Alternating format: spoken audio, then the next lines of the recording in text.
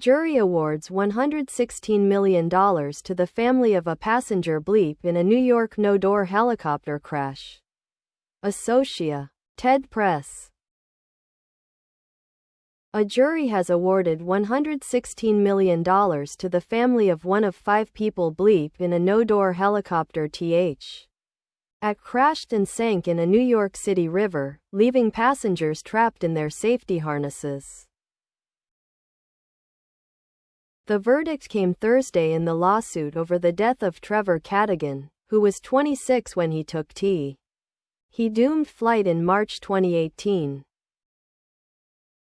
It was, family lawyer Gary C.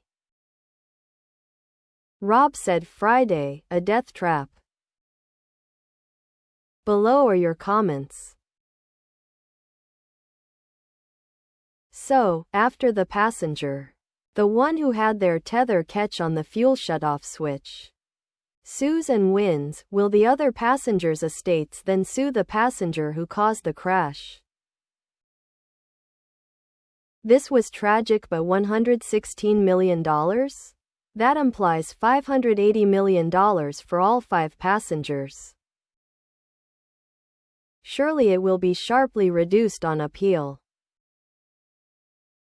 If not, it will bankrupt all the companies because any insurance they have will have a maximum payout limit. Doors would have not kept the water out of the cabin. In fact, the pressure of the water would have made the doors harder to open. So what about the other 4 passengers? If their families get the same amount, that's almost $500 million.